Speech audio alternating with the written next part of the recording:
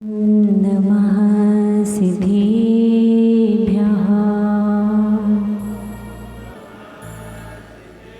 ॐ नमः सिद्धिभ्यः। ॐ नमः सिद्धिभ्यः। ओंकारं बिन्दुसंयुक्तं नित्यं ध्यायन्ति योगिनः। कामिदं मोक्षदं चैव ओंकाराय नमो नमः। अज्ञानतिमिरान्धस्य ज्ञानाञ्जनशलाकया चक्षुरुन्मीलितं येन तस्मै श्रीगुरुवे नमः। तस्मै श्रीगुरुवे नमः।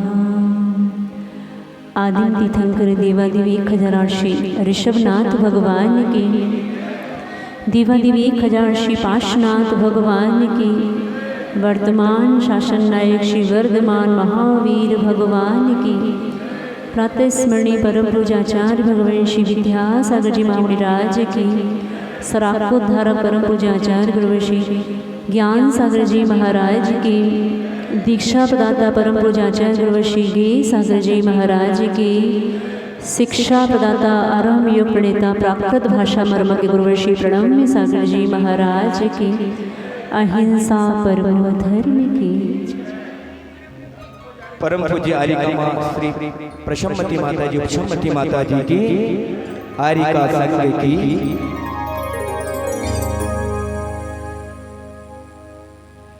आज पुनः कुछ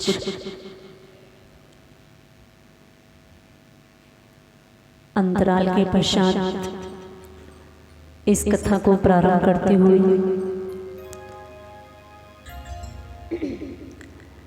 थोड़ा सा मनोभाव बनाएंगे। आचार्य श्री वट्टकेर स्वामी महाराज ने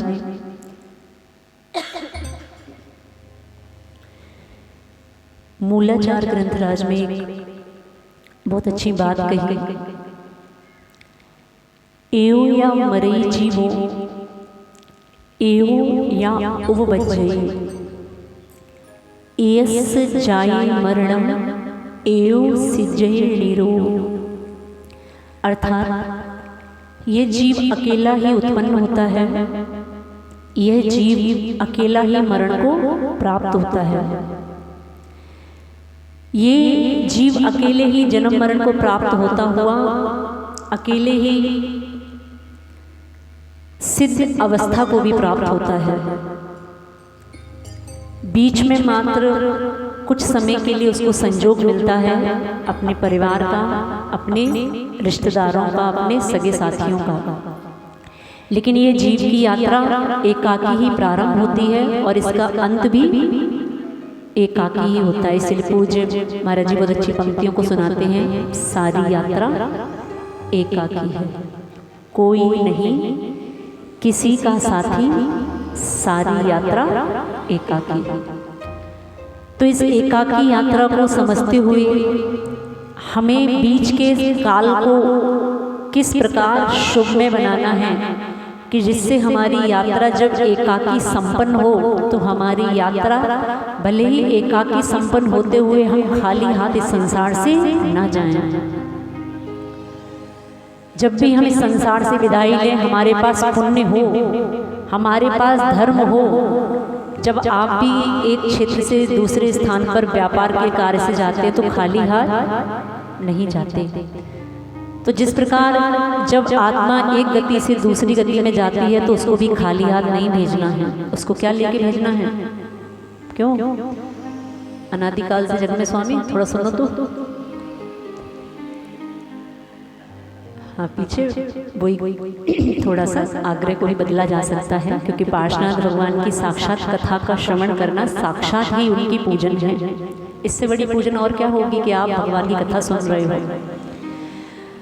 तो इस प्रकार अपने इस जीवन में सब प्रकार के पुण्य के वर्धन के लिए, सब प्रकार के पाप कर्मों का क्षय करने के लिए इस पाठ कथा को बड़े ही मनोभाव के साथ सुनेंगे, इसका श्रवण करेंगे। और आपने एक दिन में 4 बार पाठ कथा को पढ़ लिया।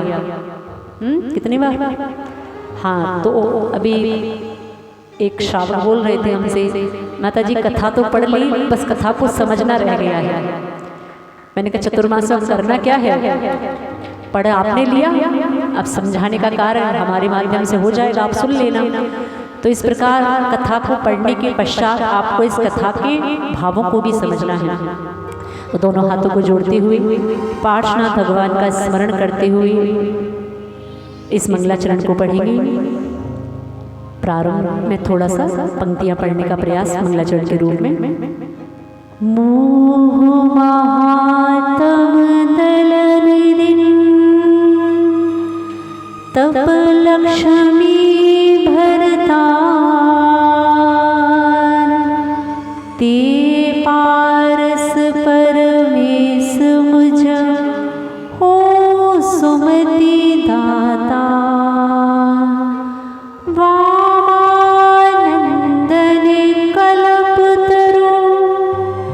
जयो जगत हितकार मुनि जन जाकी आस करे जाचे शिव फलिसा पारसनाथ जगत हितकारी हो स्वामी तुम व्रत के पारसनाथ जगत हितकारी हो स्वामी तुम धारी। सुख संपत्ति सब ही घर आवे पारस कथा भवि के जो आवे। सुख संपत्ति सब ही घर आवे पारस कथा भवि के जो आवे। हाँ, चौपाई काव्य नंबर 95। महादंड भूपति जब दयो कमट कुशील दुखी अति भयो बिलखत गदन गयो चलता भूपा चल पर्वत है जहाँ। Page number 21। हाँ, पेज नंबर 21। इसके पीछे रहे तहाँ तपसी समुदाय ज्ञान बिना सब सुखी गाय यही रहे अधोमुख झूल मान कर अगमोल सबे कथन की ओर दया तो पंच अगन जल सहे के सदा मौन मुख रहे के बैठे भस्म चढ़ा के मृग छाला तन लाए जटा भार सिर धरे क्या तपलीन मले करे खेद परमारत। कमट के विषय में आपने पिछले कुछ दिनों में सुना कि किस प्रकार कमट ने अपनी ही भावच के साथ कुशील का व्यवहार किया और जब राजा ने उसको नगर से दंड देकर बाहर निकाला, जब राजा ने इस प्रकार का उसको दंड दिया, देश निकाला देने के पश्चात वो कहाँ पर आता है तो एक पर्वत है वहाँ भूताचल नाम का पर्वत। उस भूताचल नाम के पर्वत पर वो वहाँ पहुँचता है और देखता है वहाँ एक तपस्वियों का एक आश्रम बना हुआ है जो सब प्रकार का मिथ्या तप रहे हैं। तपस्या तो एक साधु भी करता है और एक तापसी भी करता है, उनमें अंतर हुआ करता है। एक साधु की तपस्या उसके सब प्रकार के कर्मों के क्षय में कारण हुआ करती है और एक तापसी की तपस्या उसके कर्म बंध में भी कारण हुआ करती है। इस प्रकार जब वो तापसी के आश्रम में पहुंचा भूताचल पर्वत पर, तो वहां देखा कई तापसी वहां पे नीचे मुख करके, अधोमुख करके झूल रहे हैं। सब प्रकार की मिथ्या ज्ञान के माध्यम से मिथ्या तपस्याएं चल रही हैं। कोई धुआं पान कर रहा है, कोई वहां पर पंच अग्नि में बैठकर अपनी साधना को मान रहा है, कोई मौन रहकर वहां अपने मिथ्या तप को तप रहा है। किसी ने अपने शरीर पर भस्म चढ़ा रखी है और किसी ने अपने शरीर पर हिरण की छाल, मृग छाला उड़ रखी है। बड़े बड़े नखों को, केशों को बढ़ा रखा है। सब प्रकार के प्रमादहीन, परमार्थहीन तपस्या तो चल रही है, लेकिन परमार्थहीन है। परम अर्थ कोई है, उसका नाम है मोक्ष। 4 प्रकार के पुरुषार्थ आपने पढ़े होंगे, धर्म, अर्थ और काम। पढ़े कि नहीं? धर्म पुरुषार्थ, अर्थ पुरुषार्थ, काम पुरुषार्थ और मोक्ष पुरुषार्थ। अंतिम सभी पुरुषार्थ का जो प्रयोजन है, जो लक्ष्य है, उसका नाम है मोक्ष पुरुषार्थ। एक साधु भी जीवन भर अपनी साधना को साधता है, जीवन भर तपस्या करता है, लक्ष्य मात्र एक हुआ करता है, क्या? मोक्ष। भले अभी नहीं मिल रहा, कोई बात नहीं, लेकिन परीक्षा की तैयारी तो करनी पड़ेगी ना। तो इस प्रकार सब प्रकार के परमार्थहीन होके, किसी प्रकार का मोक्ष का लक्ष्य किसी का नहीं है, इस प्रकार की सभी प्रकार की तपस्याएं वहां पे की जा रही हैं। और उनमें जो तापसियों का नाथ है, जो प्रमुख है, कमट ने उससे वहां आज्ञा मांगी कि मैं आपके समुदाय में रह के यहाँ तपस्या करना चाहता हूँ। और उसने प्रणम्यो ताहि धरे सिर मात, उसको वहां प्रणाम किया। किसको? तापसियों के नाथ को, जो वहां उनका स्वामी है, सरदार है।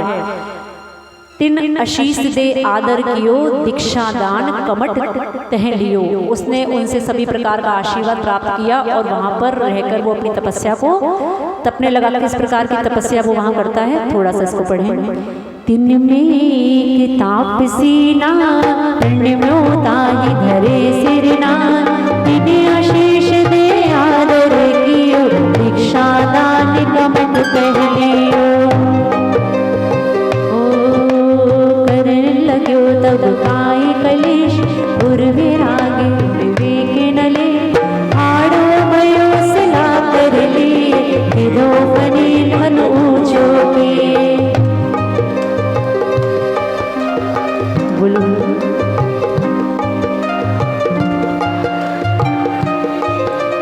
भ्राता कमट करे तब गो, जो निर्णायक आज्ञा हो,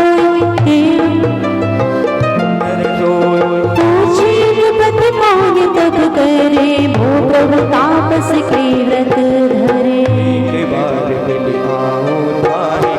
ये कहे मत जाए, कल तो मिले कहाँ सुख हो,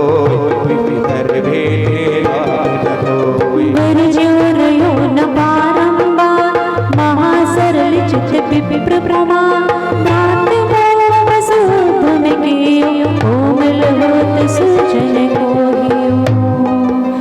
देखो इस प्रकार वो दुराचारी कमट वहां पर काय क्लेश करने लगा। काय क्लेश मतलब गृहस्थी का कलेश नहीं आपका, काय क्लेश हर प्रकार से काय को तपाने लगा, क्लेश करने लगा, तपाने लगा। और वैराग विवेक न ले, लेकिन अंतरंग में किसी प्रकार का वैराग भाव नहीं है। एक कहीं पे एक बात सुनने को मिली थी, 2 पंक्तियां बहुत अच्छी हैं। मूड़ मुड़ाए 3 गुड़, सिर की मिट गई खाज, और खाने को लड्डू मिले और लोग कहें महाराज। क्या? सिर मुड़ाए 3 गुड़ हैं कि लोग कहेंगे, एक तो सिर की खाज मिट गई। कभी कभी होता है ना, पुरुष वर्ग अपने सिर का मुंडन इसलिए करा लेते हैं कि सिर में खाज हो जाती है, तो मूड़ मुड़ाने से सिर की खाज भी मिट गई आपकी। और चौके में जाओगे तो बढ़िया बढ़िया क्या मिलेगा, बोलो तो लड्डू पेड़ा, जिसको देख के आपका मन कर जाए बस भगवान आज ही दीक्षा करा दो, हे भगवान ये थालियां कब मेरे सामने दिखाई जाएंगी। तो लड्डू भी खाने को मिलेंगे आपको दीक्षा लेने के बाद, और लोग भी क्या कहेंगे, महाराज तो मूड मुड़ाए 3 गुड़, सिर की मिट गई खाज, खाने को लड्डू मिले और लोग कहें महाराज। तो इस प्रकार का 2 प्रकार के जीव जो अपने सिर का मुंडन करा लेते हैं, एक तो इस प्रकार की वांछा में, और एक जो मुनि हैं जो केशलोच भी किया करते हैं। सब प्रकार के अंदर वैराग का भाव भी है, मोक्ष जाने की इच्छा भी है, भगवान महावीर स्वामी के मार्ग पर चलने का भाव भी है।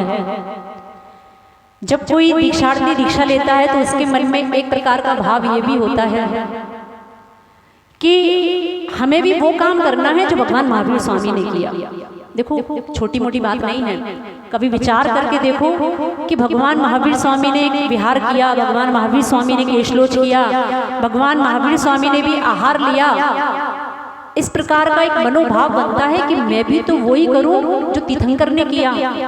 और भगवान ने, तीर्थंकर स्वामी ने जो काम किया वो ही काम जब साधु करता है तब अंतरंग की प्रसन्नता का अनुभव आप करके देखें, आनंद आता है कि नहीं। अरे धन्य हैं, जैसे भगवान महावीर स्वामी ने अंजलि बना के आहार लिया होगा, आज भगवान हमारा अहो पुण्य, मेरा अहो पुण्य कि मुझे भी ऐसे ही आहार, बोलो तो, अरे नहीं मिल रहा कोई बात नहीं, भाव तो बना लो, भगवान मेरा दिन भी वो कब आएगा, जैसे आपने आहार लिया था भगवान ऐसे ही आहार अंजलि बना के मैं ले पाऊं। भगवान वो दिन कब आएगा, जैसे आपने सड़कों पर अकेले विहार किया, वनों में अकेले विहार किया, भगवान ऐसा विहार, बोल तो इच्छा है कि नहीं है, कि सारी इच्छा हमारी है बस। भावना भववर्धिनी और भावना भवनाशिनी, इस बात को हमेशा ध्यान रखना है। तो इस प्रकार का कमठ में सब प्रकार का अंतरंग में कोई वैराग्य नहीं, कोई विवेक का भाव नहीं, और सब प्रकार की तपस्या वो तपे जा रहा है। और उसने क्या किया, थाड़ो भयो शिला कर लिए, थाड़ो हो गया, वहां पे खड़ा हो गया एक शिला को लेके, और ऐसे अपने हाथों को ऊपर कर लिया जैसे आप अरिहंत मुद्रा लगाते हो, हाथों को ऊपर करके। अरिहंत मुद्रा में आपको क्या करना पड़ता है, हाथों को जोड़ना पड़ता है। उसने वहां क्या किया, उस शिला को लेके वो वहां पे हाथों को ऊपर करके खड़ा हो गया, और वो वहां ऐसे लग रहा है फनी फन ऊंचो कियो, कोई सांप है, कोई बहुत विषधर नाग है, उसने अपने फण को ऊंचा कर रखा है, वो ऐसे लग रहा है। तो इस प्रकार वो वहां पे अपनी तपस्या तप रहा है, मिथ्या तप को तप रहा है। और यहाँ मंत्री बंधव की सुध पाए, वो मंत्री तो उसका भाई है छोटा, मर्यादा है कि नहीं 48 घंटे की, हाँ क्या नाम है, हाँ और राजा का नाम पीछे, राजा का नाम माता जी पता ही नहीं था कि सरप्राइज टेस्ट होने वाला है, अरविंद राजा। तो इस प्रकार वो मंत्री जब उसको याद आया, अरे मेरा भाई पता नहीं कहाँ होगा, उसको दंडने के बाहर निकाला गया था। ऐसे उसने अपने भाई की जब शुद्ध पानी चाही तो राजा सो विनयो में आए, वो राजा के पास आया विनय पूर्वक, और राजा से बोलता है कि भूताचल पर्वत की ओर भाई है भ्राता कमठ करें तप घोर, वहाँ मेरा भाई, अभी मेरा ही लगा है, वहाँ मेरा भाई क्या कर रहा है, कठोर तप कर रहा है। आपकी अगर आज्ञा होए तो मैं अपने सहोदर को जाके देखाऊं, भाई को जाके देखाऊं, पूछे नृपति कौन तप करे, भो प्रभु तापस के व्रत धरे। जब राजा ने उससे पूछा कि तुम्हारे भाई ने कौन से व्रत ले लिए हैं, तो उसने बोला कि मेरे भाई ने तापस के व्रत ले लिए हैं, वो एक तापसी बन गया है। एक बार मिले आऊं ताही, बस बस बस ज्यादा बार नहीं, राजा स्वामी बस एक बार मुझे आज्ञा दे दीजिए कि मैं अपने भाई से मिलके उसका हालचाल पूछाऊं, एक बार देखाऊं। मोह की परिणति बहुत बड़ी हुआ करती है, घर की हर दादी अम्मा इस प्रकार का भाव तो करती हैं कि कल्याण कैसे हो। बहुत प्रकार के जीव हैं संसार में, नाना कम्मा नाना जीवा। तो इस प्रकार के सब प्रकार के भाव एक घर की महिला करती हुई देखी जाती है। भले ही पुरुष अपने अंदरंग की बात को बाहर ना निकाल पाता हो, लेकिन पीड़ा सबकी एक है। बहुत पुण्य होता है कि आपके घर में आपको बहू बहुत अच्छी मिल गई, आपके बेटे बहुत अच्छे मिल गए। आपका पुण्य जब तीव्र होगा तब सब घर में अच्छा मिलता है। कुछ लोग ऐसे भी होते हैं जब हर प्रकार से घर में दुखी भी होते हैं लेकिन मोह नहीं छूट रहा। बोलो तो, बच्चा खराब तो है लेकिन क्या करे, हमारा ही तो है। बेटा कैसा भी हो कोई बात नहीं, बेटा हमारा ही तो है। तो ये सब बातें भी बताती हैं कि आपके मोह भाव की परिणति आपके ऊपर इतनी हावी होती है कि आप संसार के सब प्रकाश के कष्ट झेलने की हिम्मत रखते हो लेकिन घर छोड़ने की हिम्मत नहीं रखते। क्यों? घर में भले ही हमें कितना दुख मिले कोई बात नहीं, घर हमारा है, हम हर प्रकार के दुख को सह लेंगे। कुछ ही बिरले जीव हुआ करते हैं। ये दादी अम्मा बैठी है ना, कौन सी वाली? सिंगोली वाली नहीं, सिंगोली वाली तो कुछ नहीं छोड़ना चाहती। ये सब दिल्ली के उस स्थानों से अच्छे अच्छे परिवारों से सब संबंधित हैं। सबके घर में सब प्रकार का अर्थ है, सबके बेटे अच्छे पद पर हैं, अच्छे व्यवसाय से संबंधित है जिनका, लेकिन फिर भी अंतर में एक भाव था कि हमें प्रतिमा के व्रत ग्रहण करने और घर में रह के प्रतिमा के व्रतों का पालन नहीं होगा। अब आप सोचो, घर से परेशान होके आई, क्योंकि आपसे जब कहा जाता है कि दादी अम्मा 60 साल हो गई, आ जाओ एक पाटा और लगवा देते हैं, तो आपके अंतरंग भाव आता है कि माता जी वो तो ठीक है लेकिन प्रतिमा की व्रत इस डर से नहीं ले पा रहे हैं कि पलेगा कैसे। तो जिनका न पल पाए, जिनके ऐसे बहाने हैं, हाँ, क्योंकि मेरे पास जितनी सूचना आती है वो सबकी एक ही व्यथा, क्या अभी तो माता जी ठीक है, ये बुढ़ापे में कुएं का पानी पिलाएगा कौन? अभी तो बच्चा कर रहा है, आगे बच्चे का मूड ऑफ हो गया, डिस्टर्ब हो गया, तो ये कुएं का पानी मुझे पिलाएगा कौन? तो ऐसी अम्माएं जिनके सारे ये बहाने हैं, उनके लिए एक ऑप्शन है। क्या ऑप्शन है? अरे बोलने में भी डर लग रहा है, माता जी भेजना दे अभी।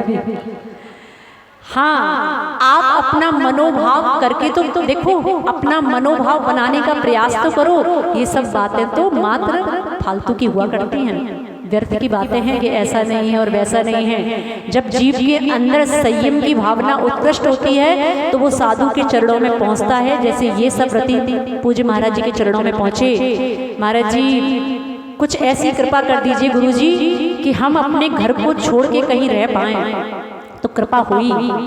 भगवान के सामने, गुरु के सामने फरियाद लेके जाओगे तो आपकी फरियाद कभी खाली नहीं जाएगी। समझ में आ रहा है? तो ऐसे जीव भी जब अवृत्ति अवस्था में पूज्य महाराज जी के पास पहुंचे और गुरु के पास निवेदन किया तो उस प्रकार की व्यवस्था भी उनके लिए कराई गई। बेटा कोई बात नहीं, तुम घर में रह के अपनी साधना नहीं कर पाते हो, कोई बात नहीं, तुम्हारे लिए भी ऐसी व्यवस्था कर दी जाएगी जहां तुम सब प्रकार के घर के मोह से अलग रह के अपने बच्चे, बेटी, पोता सबके मोह भाव में न पड़ के तुम्हें जहां शुद्ध भोजन की व्यवस्था हो सके और तुम्हारे लिए जहां किसी प्रकार का संकलेश ना हो। तुम जब सुबह उठो तो भी जिनवाणी के साथ उठो, तुम जब सो तब भी जिनवाणी के साथ ही सो। समझ में आ रहा है? हाँ, तो अब बहाना नहीं बनाना है। तो जब हमारा धर्म करने का भाव होता है, जब हमारा भाव सब प्रकार के संयम लेने का होता है तो रास्ते भी अपने आप बन जाया करते हैं। लेकिन आप मात्र रास्ते की ओर मुख करके खड़े रहो कि मैं अपने गंतव्य पर पहुंच जाऊंगा, तो ऐसा 3 काल में संभव नहीं है। आपको उस रास्ते पर चलना भी पड़ेगा। तो इस प्रकार वो कमठ जब वहाँ पे तपस्या कर रहा है, वहाँ उसका भाई राजा से अनुमति लेता है कि मुझे मेरे भाई से मिलने जाना है, मैं उसकी सुध लेना चाहता हूँ। तो राजा कहते हैं, खलसों मिले कहाँ सुख होए, विषधर भेंटे लाभ न कोए। नाक से, सर्प से दोस्ती करने से क्या होगा? कुछ नहीं होगा, कोई लाभ नहीं होने वाला। तुम्हारा भाई वो विषधर है और उससे भेंट करके तुम्हें क्या लाभ होने वाला है? एक खली होता है, खली का पिंड समझते हो? इष्टोपदेश ग्रंथराज में पूज्य स्वामी महाराज ने इस खली का उदाहरण दिया है। जिस प्रकार आप कोई भी वस्तु का तेल निकालते हैं और तेल निकल जाने के बाद अब जो भूसा बचता है वो क्या है? वो खली है। तो इस प्रकार तुम्हारा भाई वैसा ही है जिसके अंदर किसी प्रकार का सार नहीं है, विषधर है। तुम्हें उसको भेंट करने से क्या लाभ होगा? लेकिन क्या करें, भाई है, मन है कि बोलो तो। वर्ज्यो रहो ना बारंबार, राजा ने बहुत बार वर्जित किया, मना किया, लेकिन रहो ना बारंबार। महासरल चित्त विप्र कुमार, उस विप्र का हृदय, उस ब्राह्मण का हृदय बहुत सरल है। बेचारा ये नहीं समझता कि मेरा भाई कैसा है, कोई बात नहीं, भाई ने अगर दुष्कर्म किया है कोई बात नहीं, उसका अपराध क्षम्य है, इतना वो सरल स्वभावी है। और भ्रात मोह बस उद्यम कियो, कोमल होत सुजन को हियो। जो सज्जन पुरुष होते हैं उनका हृदय नारियल के समान होता है। 4 प्रकार के जीव हुआ करते हैं। एक किशमिश के समान, जिनको बाहर से भी देखने में जो कोमल है और अंदर से भी, किशमिश को मसल के देखो अंदर भी कोमल है, और अपना देखना है कि हम कौन सी कैटेगरी में आ रहे हैं, है ना। 4 प्रकार के हैं। एक तो किशमिश के जैसे, दूसरा बताया कि नारियल जैसे। कैसे? जो बाहर से तो आपको कठोर लगेगा, साधु लगेगा, कितना कठोर है, बस दिन भर संयम संयम संयम, कोई दूसरा टॉपिक है ही नहीं। जब आओ तब संयम, जब जाओ तब संयम, जब आओ तब प्रतिमा, जब जाओ तब प्रतिमा। बाहर से भले ही वो आपको कठोर लगता है, लेकिन अंदर से उसका हृदय कैसा है? नारियल की मीठी गरी है और कुछ नहीं है अंदर। अंदर मात्र आपके कल्याण की भावना है। भले ही डांट के भी आपको कोई बात समझाए, लेकिन अंदर मात्र क्या है? कुछ नहीं है। मीठी गरी, कोमल हृदय है। तीसरा स्वभाव हुआ करता है आम के समान। आम खाया? आम की गुठली अंदर से, आम अंदर से कड़क है, कठोर है, बाहर से मुलायम है, मीठा है। कुछ लोग ऐसे भी हुआ करते हैं जो बाहर से दिखने में तो मीठी छुरी है, बढ़िया भाई साहब, बहन जी, अंदर से हृदय में क्या चल रहा है वो वही जानते हैं। तो इस प्रकार के जीव भी संसार में हुआ करते हैं। और चौथे प्रकार के हुआ करते हैं सुपाड़ी के समान, जो बाहर से भी कठोर हैं और अंदर से भी कठोर हैं। अपनी अपनी परीक्षा मूल्यांकन स्वयं कर सकते हैं कि हम किस प्रकार के हैं। तो इस प्रकार जो सज्जन मनुष्य हैं वो सरल परिणामी हुआ करते हैं। उनके अंदर कोई मायाचारी का भाव नहीं होता है, जिस प्रकार दुर्जन के हृदय में होता है। तो इस प्रकार का भाव उस मरुति ने बनाया कि मैं अपने भाई से मिलने जाऊंगा, क्योंकि वो मेरा भाई है। तो इस प्रकार उसने अपने भावों को बनाया, और आगे किस प्रकार वो अपने भाई से मिलने जाता है और इस मिलन की कितनी बड़ी सजा उसे मिलती है, इस प्रकार का भाव भी आप सुनेंगे दोनों हाथों को जोड़ते हुए। दुर्जन दुखित संत को सरल स्वभाव न जाय, दर्पण की छवि छार सो अधिक उज्जवल थाय। संजय जो दुर्जन दुख दे, चंदन कठत कुठार वो अवश्य सुहास करे। देखो इसमें एक उपमा देते हुए बताया है, एक उदाहरण देते हुए कि दर्पण की छवि छार सो अधिक ही उज्जवल थाय। छार अर्थात जो छारी पदार्थ नमक है। तो जो दुर्जन व्यक्ति हैं वो नमक की भांति, जैसे आप कोई दर्पण साफ करें, नमक से भी दर्पण साफ होता है, पता है? हाँ, सिर्फ कॉलिन से ही नहीं होता, कॉलिन चलता है ना। हाँ? सही बोल रहे ना, कॉलिन ही है ना। हाँ, तो डर ऐसे क्यों हो जाते हो कि माता जी नहीं ये नहीं है? हाँ, तो समर्थन तो करो। तो छार से अर्थात नमक से भी दर्पण, भले उसका स्वभाव कैसा है, छारी है, तीखा है, लेकिन जब वो कांच पर पहुंचता है, कांच के संपर्क में आता है, तो कांच को भी कैसा कर देता है? साफ कर देता है। तो ये दुर्जन पुरुष का स्वभाव कुछ इस प्रकार का हुआ करता है। किसका? दुर्जन का कि सज्जन का? सज्जन का होगा, दुर्जन का कैसे होगा? सज्जन का स्वभाव ऐसा हुआ करता है कि भले ही उसको छारी पदार्थ मिले, दुर्जन की संगति मिले, लेकिन वो उससे भी अपने आत्मा को मलिन ना करते हुए अपनी उसकी आत्मा को भी उज्जवल बना लिया करता है, और अपनी आत्मा को भी उज्जवल बना लिया करता है। और चंदन कटत कुठार मुख, आप किसी कुठार मुख तलवार, आप किसी तलवार से चंदन का पेड़ काटोगे तो वो तलवार को भी कैसा कर देगा, वो चंदन का पेड़ तलवार को भी सुभाषित कर देगा, उसको सुगंधमय कर देगा। ऐसे सज्जन लोगों की ये कुछ परिणति हुआ करती है कि सज्जन खुद भी सुगंधित रहता है और सामने वाले को भी सुगंधित कर देता है। ऐसा उस मरुभूति का स्वभाव है। और ऐसे अपने सरल स्वभाव के साथ वो अपने भाई के पास जब भेंट करने के लिए पहुंचता है तो वहाँ पे क्या होता है, गयो विप्र एकाकी ताहा, कमटि कटोर करे तप जहाँ, विनयवंत विनयोता, महासरल वायक मुख भान, हो बंधव तो यह अपराध मैं तो राय मानी नाही, खून हार सो कहाँ बसाए, तुम बिन मोह कछु न सुहाए, यो कह पाए निपाला क्यों जा, तो प्यो अधिक कमट दुर्धान। जहाँ पर वो विप्र एकाकी जाता है और देखता है कि क्या दिखता है, कमट कठोर। देखने में तो ऐसा लग रहा है कि मेरा भाई कितनी बड़ी तपस्या को कर रहा है, लेकिन वो उसका तप किसी काम का नहीं है, मात्र मिथ्या तप है। उस प्रकार का जब वो अपने भाई को तप करते हुए देखता है, देखो कितनी उल्टी कहानी है।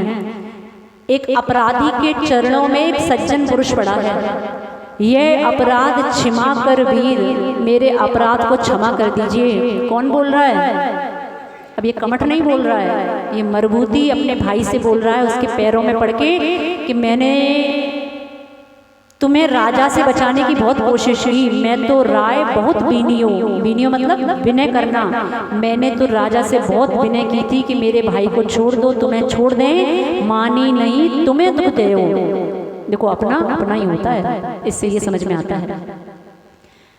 भले ही राजा का सेवक है, लेकिन अंदर से जो भाव जागृत हो रहा है वो किसके लिए हो रहा है? भाई के लिए जागृत हो रहा है। इसको कहते हैं खून का रिश्ता। समझ में आ रहा है? ये रक्त के संबंध हैं जो तोड़े तुड़ाए नहीं जा रहे हैं। तो इस प्रकार का जब वो अपने भाई से उल्टा क्षमा मांगता है कि मुझे क्षमा कर दो, मैंने तुम्हें बहुत प्रकार का दुख दिया, और पायल लाग्यो जाम उसके पैरों में लग गया, याम कोप्यो अधिक कमट दुटताम, कोप्यो वो क्रोध करने लगा। कौन? उल्टी कहानी चल रही है। वो कमट क्रोध करने लगा जब वो उसके पैरों में पड़ गया। तो आगे भूधर दास जी ने बहुत एक अच्छी उदाहरण देते हुए समझाया है, दुर्जनी और सलेखमा ये समान जगमाए, ज्यों ज्यों मधुरो दीजिए त्यों त्यों कोप कराए। क्या समझ में आया? दुर्जन और सलेखमा। सलेखमा समझते हैं? ये भाषा तो आपको समझ में नहीं आएगी, लेकिन श्लेष्म कफ, जो आपके मुख में कफ बनता है। हाँ, श्लेष्मा मतलब श्लेष्मा कफ। दुर्जन और ये कफ जो मुख के अंदर कफ बनता है, ये समान ही है। ज्यों ज्यों मधुरो दीजिए त्यों त्यों कोप कराइए। आपको कफ हो रहा है, आपको गला खराब हो रहा है, खांसी हो रही है, कफ बन रहा है, और आप मीठा खा रहे हो, और ज्यादा कफ बनने लगेगा। समझ में आ रहा है? तो ये दुर्जन व्यक्ति भी ऐसा ही है, जितना जितना आप इसको मीठा देंगे त्यों त्यों कोप कराई, उतना ही आप पे ये क्रोधित होगा, आपके लिए बुरा करेगा। माता जी, मीठा तो तब नहीं छूटता जब डायबिटीज 100 के पार निकल जाती है। आप तो कफ की बात कर रही हो। कब सहन कर लेंगे माता जी, दिन भर हम अपने गला साफ करते रहेंगे, लेकिन माता जी मिठाई बोलो तो मिठाई नहीं छूटेगी जब तक डॉक्टर लिख के नहीं देगा, भाई साहब अब 1 चम्मच गई तो फिर सीधे रिजर्वेशन ऊपर का है। जब तक डॉक्टर इस बात को नहीं कहेगा कि अब आपके बॉडी में, आपके ब्लड में शुगर लेवल इतना हो गया है, अब कंट्रोल करना पड़ेगा। कब कंट्रोल करना पड़ेगा? जब वो डॉक्टर कहेगा। अब वो तो क्या करें। अच्छा एक तरीका और बता रहे हैं, डॉक्टर के कहने के बाद भी ना माना जाए तो इंजेक्शन आता है फिर। तो ये कितनी अच्छी एक बात है कि दुर्जन और कफ एक ही समान है। जो आप इसको मीठा खिलाएंगे, मीठा देंगे, मधुर व्यवहार करेंगे, ये आपके लिए और कोप कराएगा, ये आपके लिए और अधिक हानिकारक हो जाएगा। इसलिए मीठा दुर्जन व्यक्ति को और कफ को, इन दोनों स्थितियों में मीठा देना नहीं चाहिए। तो इस प्रकार का बहुत अच्छी उपमा देते हुए, सिला सहोदर शीश पे डारी वज्र समान, पीर न आए पिसन को धिक दुर्जन की मान।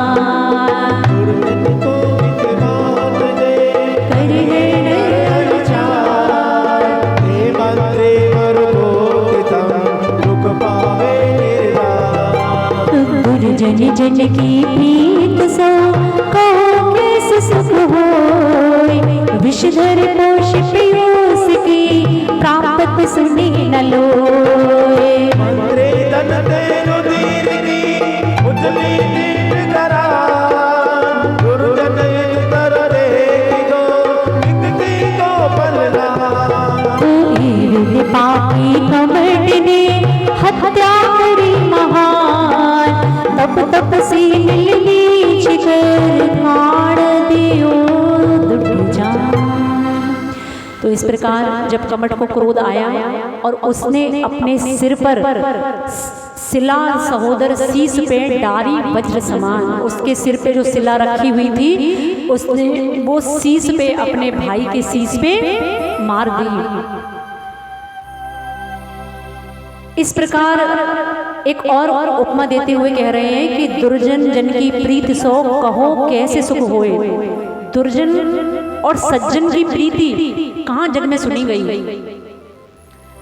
दुर्जन व्यक्ति की और सज्जन व्यक्ति की प्रीति, ये प्रेम संसार में कहाँ सुना गया और इससे कैसे सुख हो सकता है? विषधर पोष पीयूष की प्राप्त सुनी न लोए। कभी सुना है क्या कि जो सर्प है और अमृत है उसकी प्रीति हुई हो? तो इस प्रकार की प्रीति देखी नहीं जाती। तो इस प्रकार जब उसने उसके सिर पर सिला मार दी तो उछली छीट कराल, वहां पे एक रक्त की धारा बह गई और इस प्रकार उस कमठ ने अपने भाई मरुविद्ध की हत्या कर डाली। तब तपसी मिल नीच कर काढ़ दियो दुष्ट जान। काढ़ना समझते हैं? काढ़ दो, निकाल दो। तो इस प्रकार उस नीच कमठ की इस प्रवृत्ति को देखकर वहां जो तापसी लोग थे उनके मन में विचार आया, अरे ये तो बहुत बेकार व्यक्ति है, नीच व्यक्ति है, अधम है, दुर्जन है। क्योंकि पापी व्यक्ति को कोई भी पसंद नहीं करता, चाहे आपके घर के लोग हो, चाहे आपका रिश्तेदार हो, चाहे आपके पड़ोसी या अन्य किसी भी समाज का व्यक्ति हो। दुर्जन व्यक्ति को कोई पसंद नहीं करता। दुर्जन के पास से सब भागना चाहते हैं और सज्जन व्यक्ति से उसके पास उसकी संगति सब करना चाहते हैं। तो इस प्रकार सब तपस्वियों ने मिलकर काढ़ दियो निकाल, उसको वहां से निकाल दिया। एक अंतिम काव्य पढ़ते हैं क्योंकि आज थोड़ा सा बेटियों का पालना होना है। फिर दुष्ट भीलन ते मिल्यो भयो चोर घर मोसन हेलो आप कर।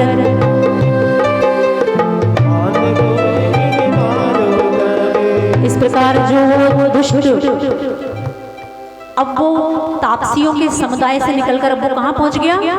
दुष्ट भीलन थे, वो दुष्ट भीलों के पास पहुंच गया।